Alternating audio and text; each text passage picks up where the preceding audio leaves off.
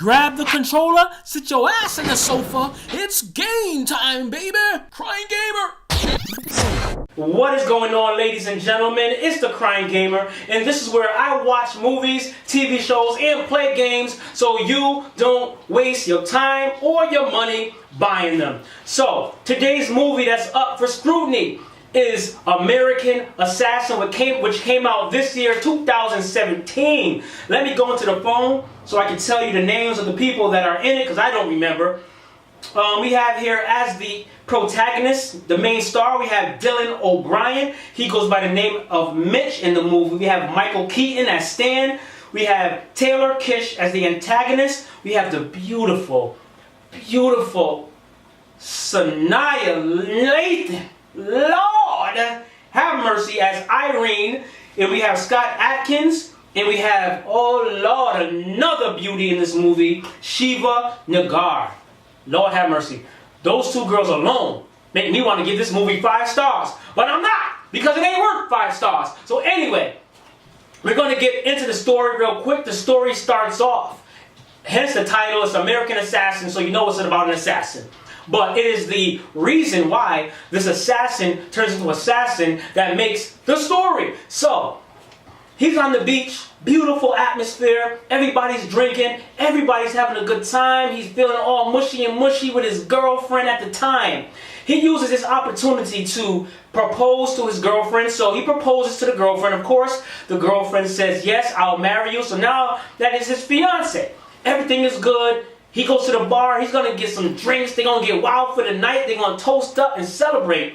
But while he's at the bar, a group of guys come onto the shore by boat, busting their guns, just killing everybody on the beach. You're like, damn, I mean, people just can't have a good time. Why you gotta bring guns to the beach? We got all this plastic surgery, breasts and behind everywhere, and you just want to shoot up and deflate everything. I'm like, let people live and enjoy their life, but they gotta end their life, so they shoot everybody, including his girlfriend.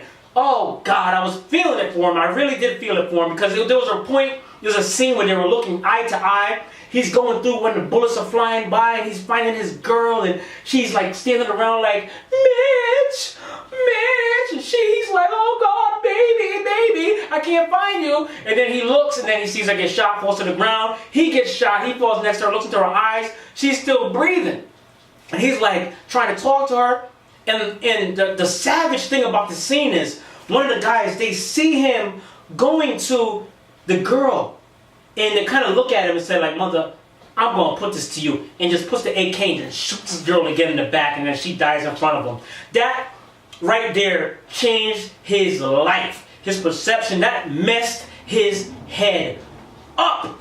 I mean, it messed his head up. Now, after that, he went on a kind of psychotic rage, man. He wanted to kill everybody that was associated with the killing. Not just random people, just anybody that was associated with the killing. He goes on the black net, the dark internet, he finds, he's typing back and forth in Arabic and in Aramaic and finds the terrorist fraction. He makes up he says he wants to join.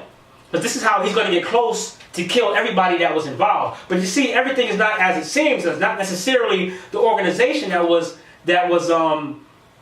terrorizing, but there's a specific person in that group that has a vendetta with the CIA, in particular, a certain CIA operative that currently is training Mitch, who is the protagonist. Because the CIA, they were watching him, That means they got eyes everywhere. They're watching him everywhere he went. He went to MMA classes. They were watching him wreak havoc in there, because it was just pure rage. I mean, he didn't know when to stop. He's choking people out there. He got kicked out of the MMA class. He goes to the range. He's shooting his target. He zones out. He feels like he's in the battlefield. He's shooting everybody else's target. This man was going insane. And the CIA loved it, because this guy had a reason. He had a purpose. And they were going to use his anger. They were going to use his anger for their purpose, to send him out to assassinate targets that were a threat to the United States. Everything's a threat, right? But, so, anyway, they on his own, he set up a meeting with this terrorist, quote-unquote, organization. So he gets further than the CIA could ever dream of. And the same people that they're trying to get, who they couldn't even get close to, this guy by himself gets close, okay? So he gets close, he gets into the meeting, the CIA, they bust in, they come in from all angles, shoot the target that he wanted to kill. And he was pissed. He's like, damn, I wanted to kill him, man. So even when he was dead, there was a scene that it stands out in my head. He saw the target that he wanted to kill. And while he was dead, because he saw he just got shot, he took his knife out and just kept going over and over and over. Blood just flying everywhere, over. I mean, he was full of rage, man. He wanted that kill. He wanted it, and they took it from him. And that pissed him off. But anyway, they got him in a meeting, they talked to him, told him, you know, they was following him, blah, blah, blah, blah, blah. We need you. We think that you are the perfect candidate for the job. We want you to work for the organization. So, long story short, he starts to work for the organization. They send him out into the woods to train with the ex-Navy SEAL who trains assassins for the CIA.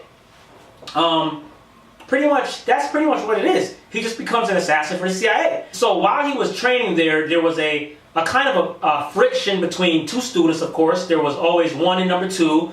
Number two is kind of jealous of number one, which is the protagonist, because he knows he's just better than him. Point blank, he's just better than him, and they end up working together on a mission, and certain things happen, and I'm not going to ruin too much for you. It's not really that deep, but if you plan on watching it, I don't want to ruin too much for you. So something happens there. He goes against orders and goes back and does something and triggers something else. He finds some information out because he went back.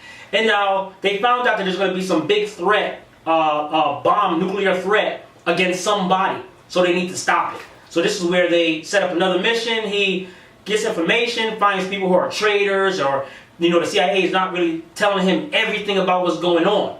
But long story short, his job is to stop this nuclear threat, and they send him out to stop the threat. But anyway, let's get on to the cinematography of the movie. How was this movie shot? How does it look? It's an average movie. There's nothing mind-blowing that's going to stand out from a cinematography point of view. Just basic, nothing really that's going to blow you away from a picture aspect of the film.